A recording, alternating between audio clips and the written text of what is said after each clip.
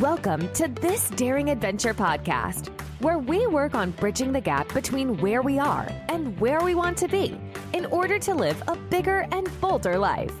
In this podcast, we will provide inspiration, tips, and skills you need to make your life the adventure you want it to be. Here's your host, mindset mentor, and life coach, Trista Guertin.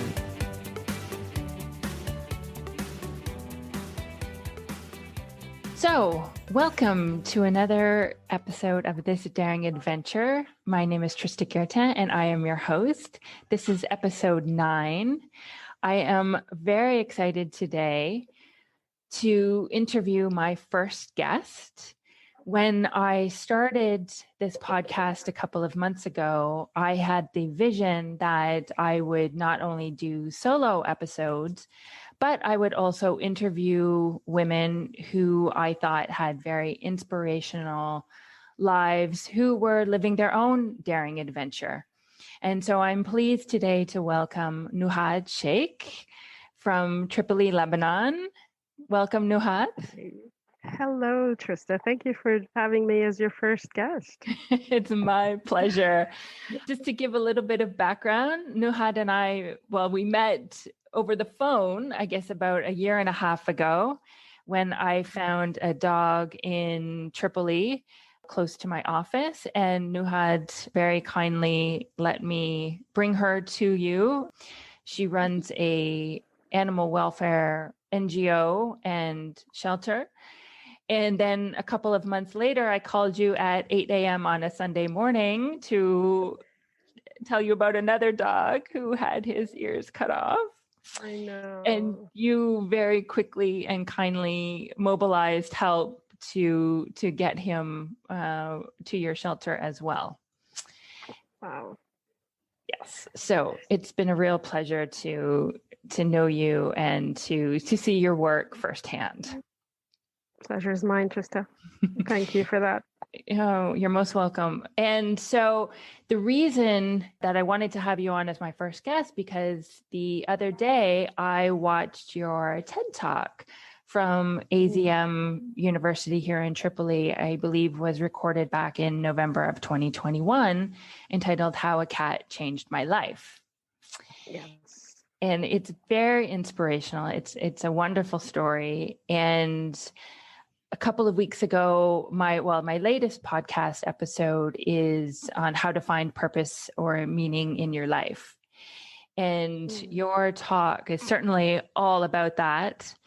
And I thought it would be very interesting for my listeners to hear your story and to hear your thoughts about finding purpose and meaning for your life. Well, thank you again, Trista. It's such an honor to even be interviewed as such. This whole TED Talk was was quite spontaneous, even though you really need to prepare for it. But it really was something that just came across as natural because I'm living that sort of thing. Mm-hmm. I will have something more to add about purpose, but maybe later on. Sure. So yeah. Okay. So why don't you tell us a bit about yourself and all your work with animal rights and your shelter, and you're also the founder and designer of Asante handbags. Mm-hmm. You've got a great story. So tell us. Well, yeah, my name is Nuhad. I am currently in my late 40s. I know women don't like to say that, but this is the truth. I think it's the best time of our lives. It is, I must admit. Yeah. It is. By profession, I'm an interior designer. I chose to go into another form of design later on, which is handbag design. So it's sort of fashion design. Mm-hmm. I, somewhere along the line, decided to take care of animals just because there are so many strays out there. There's so much abuse and the rest of it. So I accidentally met someone who wanted to do the same in Tripoli. Okay. So we decided to start something together. It was an NGO, and slowly I sort of became the one who is responsible, kind of like on my own. But then there are volunteers and the rest of it. So we ran a dog shelter. We still do. Unfortunately, the cases are becoming more and more, simply because everybody knows what the situation is in Lebanon. But this is what it is. My NGO, our NGO, is called RefQ, which stands for compassion in Arabic. And yeah, as I said, we have a dog shelter, and we're still carrying on in spite of everything else that's going on here.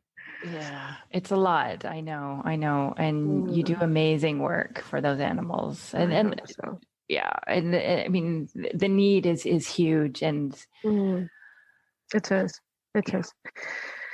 I feel that we have a lot to learn as a collective. We also have a lot to become.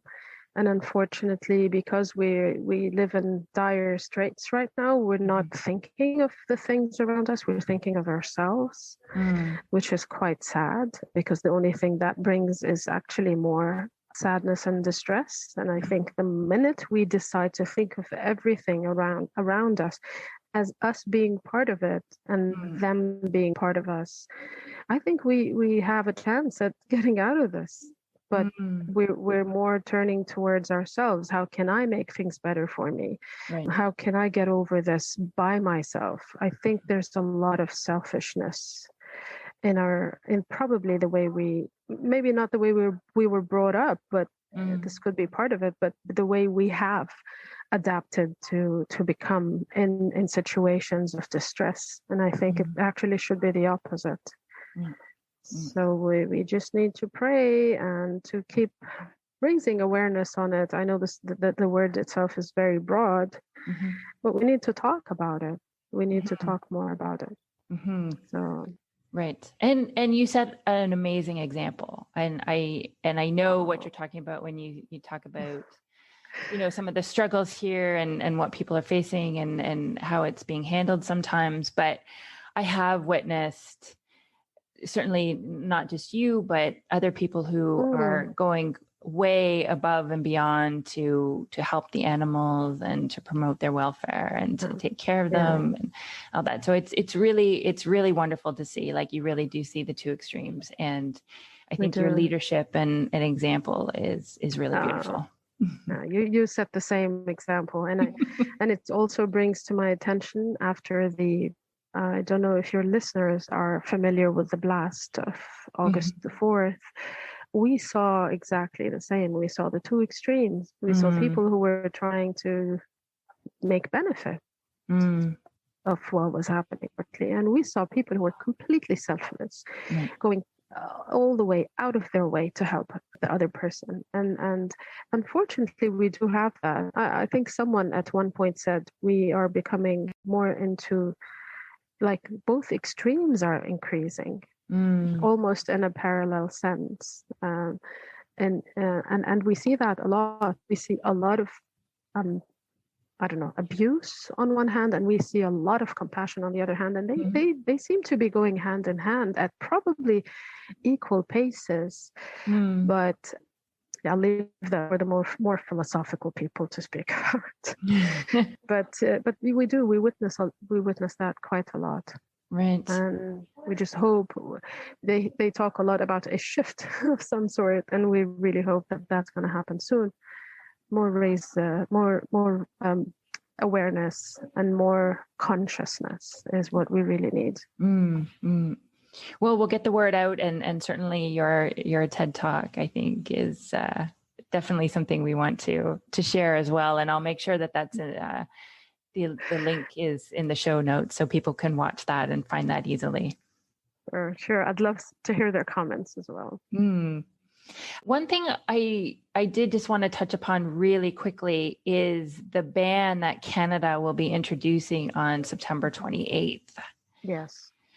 And so they will be banning dogs from 100 countries starting on the 28th, and we will no longer be able to bring them in for fostering or adopting. And to be honest, I don't think that's been very widely publicized in Canada. Right. Yeah. So maybe do you have any thoughts, like how it's impacted? Oh yes. I honestly, the I think some of the best things that ever happened to our shelter were the dogs that were able to find better homes, and they all went to Canada.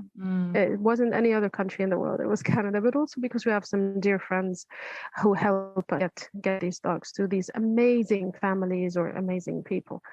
And to see how they were living, the before and the after, are absolutely heartwarming, beyond words. And we go extra mile in order to make sure that they're vetted properly and that they're taken care of before they travel. So to completely ban without any conditions these dogs from Lebanon and from other places, but at least we speak for ourselves, was kind of harsh, was actually very harsh, because I have to say this, and it's not because I'm speaking to you, Trista, but Canadians are the sweetest. They're the best. They have, if you have seen, I'll share some with you, the dogs that have been adopted in Canada. I have 4 dogs that are tripods. They're 3-legged. I have a dog that was shot in the eyes, so she's blind, and these dogs have absolutely zero chance of being adopted in Lebanon. And to think that someone went out of their way to ask for them for adoption, to pay for their travel, to give them the most amazing lives. I mean, and to have that suddenly stop, and honestly, for no valid reason, because the things that we go through and that our partners make sure that we do before these dogs travel are quite draconian in a way. They're very strict with the vetting. So we would never send across a dog, and to think that they thought of rabies, right? And it's the most basic vaccine that is given. So there's literally zero chances of that being transported to Canada. Right. But we asked all the people that we know to challenge it, to speak to their members of the Congress or Parliament. I'm sorry, I'm not sure which one it is. Yeah, it's members of Parliament. And to challenge it, like to just write them. I know you guys have a pretty democratic country. I think they're very approachable. You can tell them, we think you should reconsider it, and a lot of people have. Yes. But we really wish that could be even more broad. If we would become more compassionate with our own animals, that would be great. But considering everything, considering the things that we're going through. Yeah. No, you're like a small window of hope. Yeah. No, absolutely. So we'd really hope that. Go ahead. Yeah. No, and I would say I will definitely add that there are numerous petitions circulating. So definitely I'll make sure that there are links to those in the show notes as well that people could sign up for. And I do urge, anybody to write their member of Parliament. It is really important. And it's impacting thousands of dogs around the world. So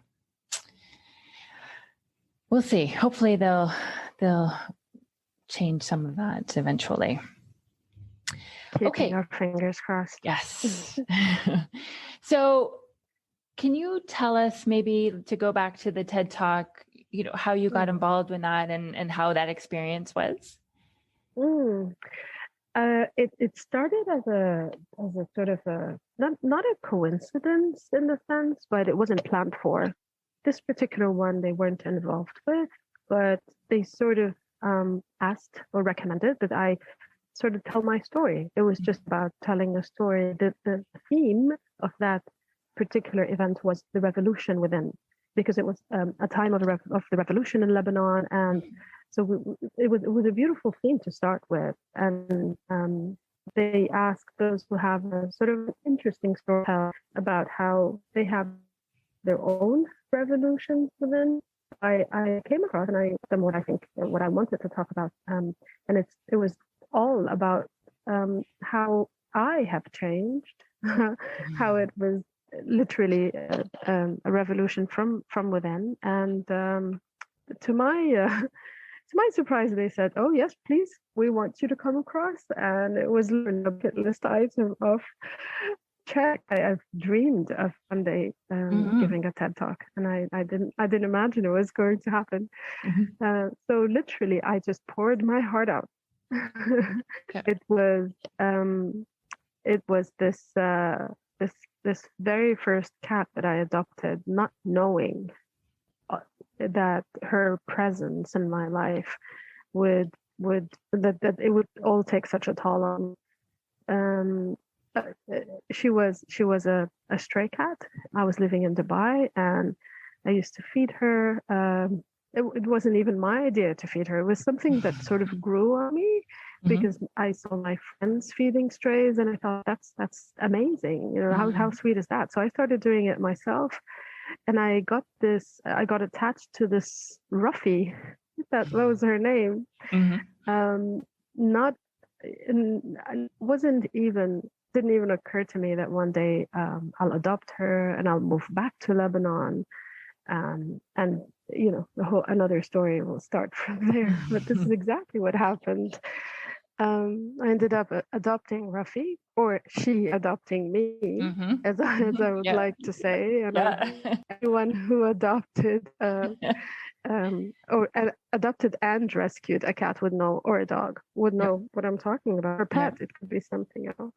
Yeah, but they do. They sort of choose you. They choose you. They start changing you. You think that you're giving them a better life, but I don't know who changed who more. And I think this is what started happening. So I think it went a bit emotional because I do tend to go emotional when I think about her. She did not, unfortunately, live long with me. Was only about 1.5 years. But during which I started, you know, experiencing some different things. The compassion just grew bigger.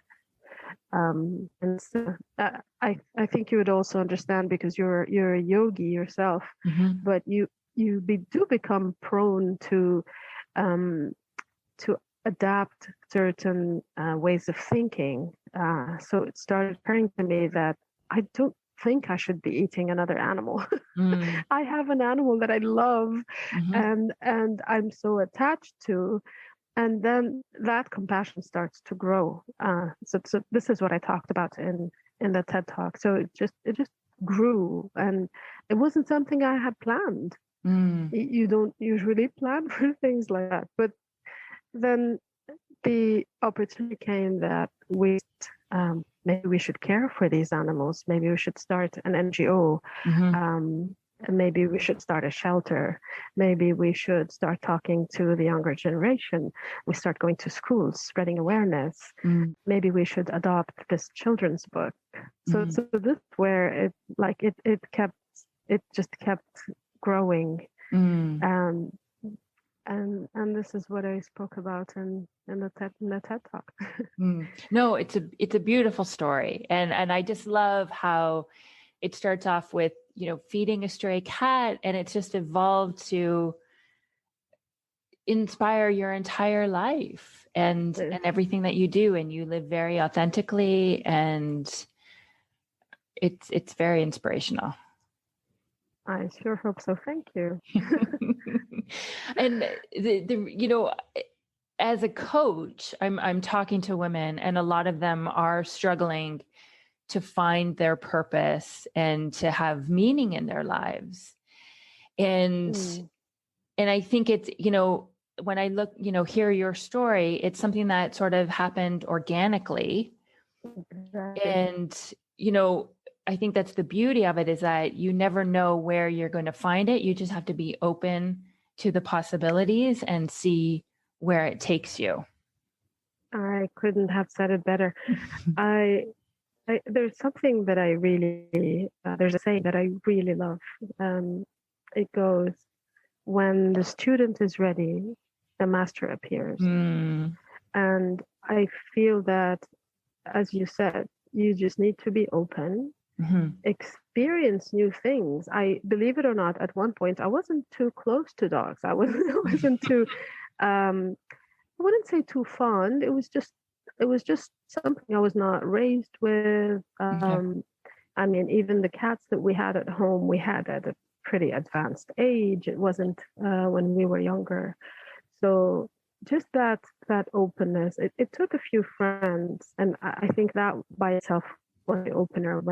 When I saw the compassion that they had, it rubbed off on me.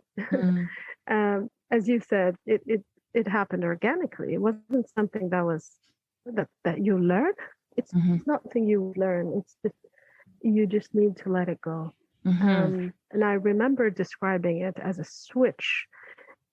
Exactly the way you would switch off the light in a room and switch it back on. Once you decide, if you decide to switch off that light or that fear, I say it a lot to people who fear dogs. There's a lot of people who fear cats as well. I just go, you're entering a room, you need to switch on or switch off that light. It's that simple, because once you have it in your head, then it will happen. Right. It's really not something you would learn. And I think the same goes with life purpose. I believe it's kind of like how the pet adopts you. I feel like it would call you at one point. I'm not sure I wanted to be this. I wanted to be this at any point in time. And I think I just found myself one day thinking, okay, this is what I should be doing. If this is called life purpose, then yeah, maybe that's it. But the minute when I decided to make a full circle of everything in my life, to have balance in it, I felt more at peace with everything. You remember I told you I started the fashion design thing, and because I have an affinity for bags. I think a lot of women would understand. So I love handbags, and I wanted to create some myself, being a designer. And when I decided to start my brand, I had already become vegetarian at the time. Most people said, that everyone loves leather. They love the quality of it. They love what it feels and touches like. So this is what you should be doing. And I did, but it wasn't in tune with who I am. I felt like something was wrong. And this is and it took a few years. I focused more on the aspect of design of the handbag, because I did the whole. I'm the one who designed it and who marketed it and did everything for it. But eventually, I decided to take a step back and think, I want everything to be in unison in my life. I don't want to be doing one thing in one place and then doing exactly the opposite in my business. So I just decided, and again, I think it finds you.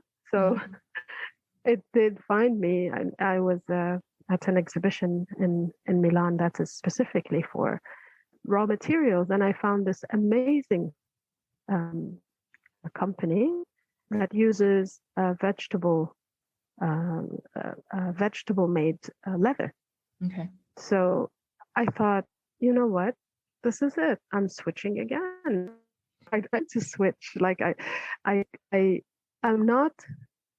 Even though it's scary, but I'm not too scared of change. And I said, that's it. I've been wanting to do it for a while. This is time for me and my brand and my lifestyle to be together, to speak the same language.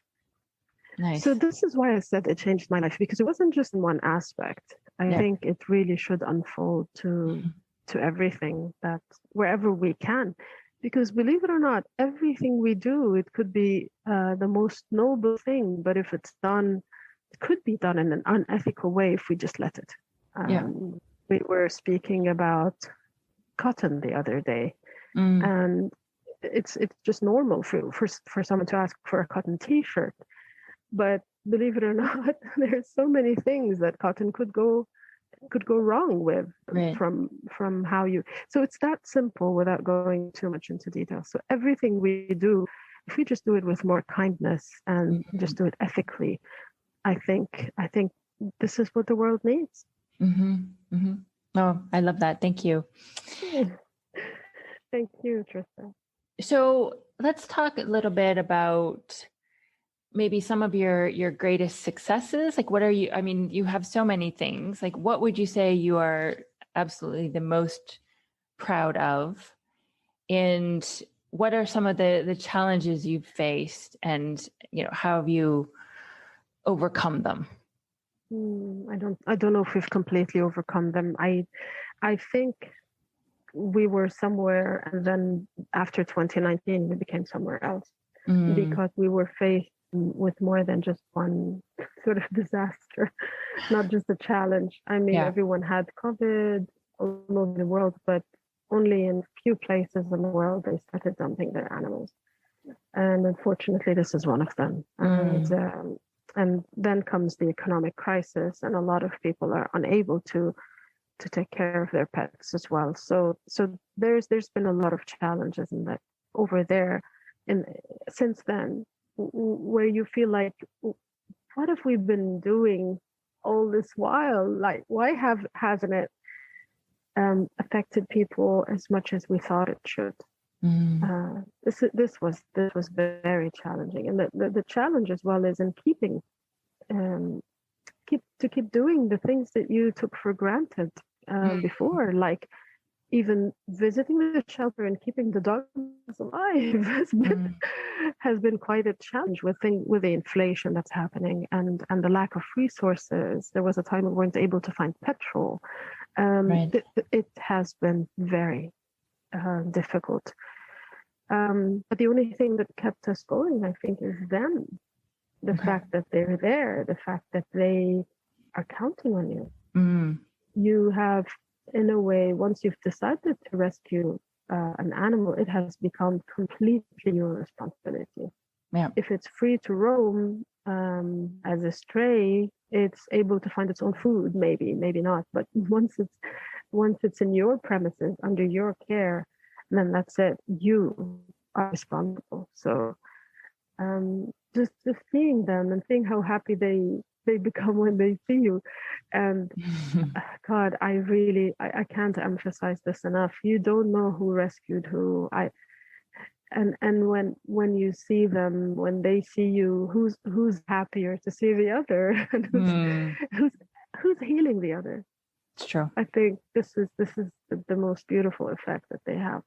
Definitely on us. Yeah, no, they add so much to our lives. It's I mentioned this a bit earlier as well. I don't know what successes we had other than these amazing adopters in Canada.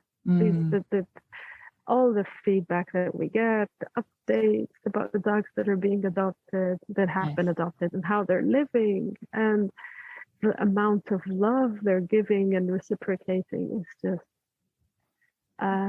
to have been part of that to me is the best. And that's more than enough. Do you know how many dogs you've sent to Canada over the years? Are they about 10? They're not more than 10, because we give the adopters the free choice to adopt who they want, and there are many rescuers. But yeah, I think that's a good number. Yeah, that's amazing. Oh, that's amazing. They are all amazing. They're all special in their own way, and they bring so much into the lives of those who adopted them. And how many dogs do you have in your shelter now? We have around 45. Okay. Yeah. All right. And some of them are traveling before the ban as well, which is really good. Yeah. Right. Nice. Very good. So do you set goals for yourself? I try. What kind of goals do you set? In different ways. So it's not only for the animals, it's also for the business. If I may, I juggle between the two. For a while, I actually fell into a professional depression. I think it was 2019 where I decided maybe I should reconsider business and how it's going, because it started slowing down and then it completely hit a halt after the revolution in Lebanon and COVID. And I'm now doing. I'm now having a comeback of my brand, which has actually taken more courage than I thought it needs, or than I thought it required. So saying, you know what, I stopped. I haven't been myself. The brand hasn't completely been there, but you know what, we're back. And I also have a message for a lot of those who probably feel the same, that, you know what, give yourself a pat on the back, because you're back. You're here. You're still challenging yourself every day to just simply be here, to be around, to exist. And I'll tell you more about it when I see you. Okay. Yeah. No, that's amazing. I think it is really important to just keep showing up for yourself, keep going, and that's the road to success. Yeah. It's important. But it's been hard. It's been difficult to just say, you know what, I'm not me right now. I'm not thinking, probably not thinking properly for now. I need this break. Nice. Yeah. And I wish you would understand that I'm not ready. And this is why it's sometimes it's difficult to say, you know what, I am ready. Would you please take me back? Seriously? Would you just let me back in, because I'm back? And you know, your head goes into all these places of, what if the market is now saturated, or what if they don't want you anymore? So there's a lot of play, and it's like your mind is playing games on you. The brain will do that for sure. Absolutely. But you really go through personal challenges more than anything, and on a daily basis.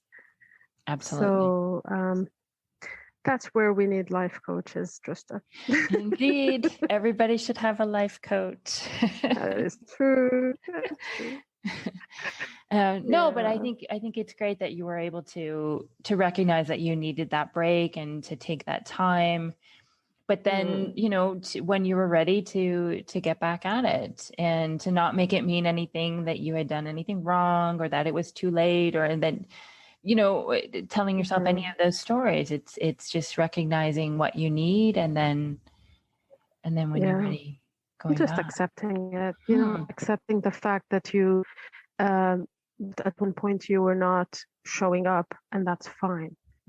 At one point you were not okay, and that's fine. And now that you are, that you summed up your courage and your vitality in the things you've been working on for so long, to say, hey, I'm still here. You guys want to see what I created?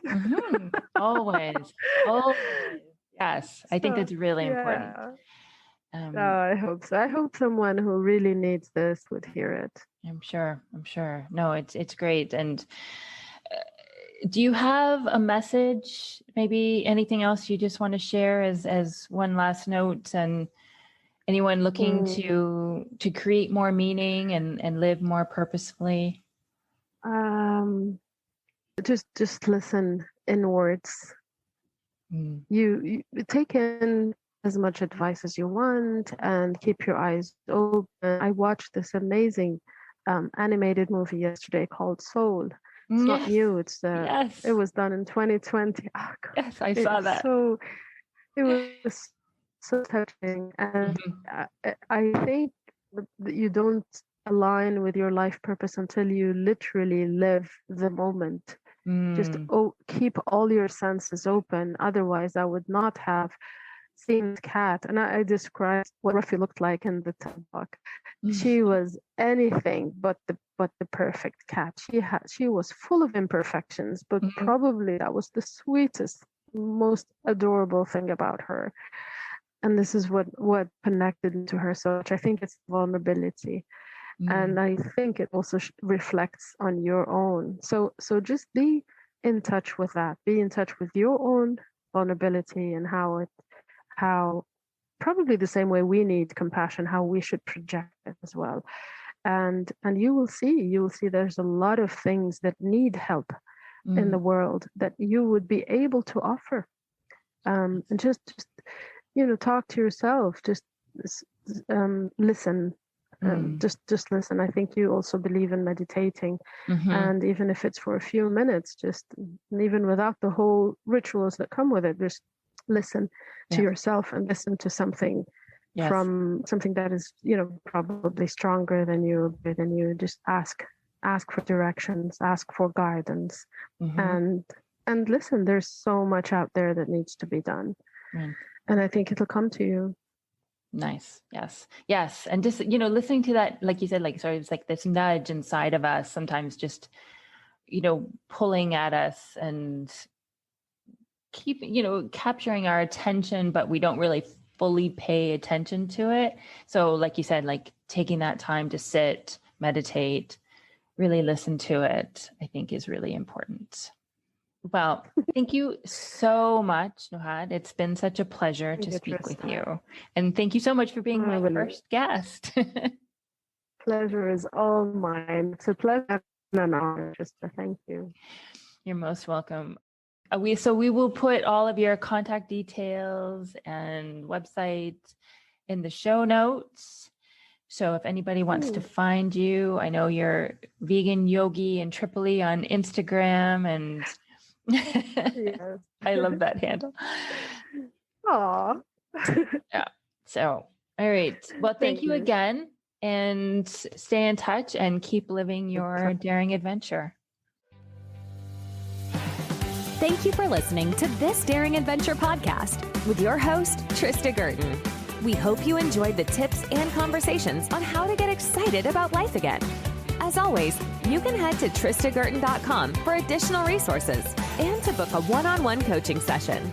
You can also follow Trista on Instagram at Trista V. Guertin. Don't forget to subscribe, rate, and review us on Apple Podcasts. Thanks again for tuning in, and we'll see you next time.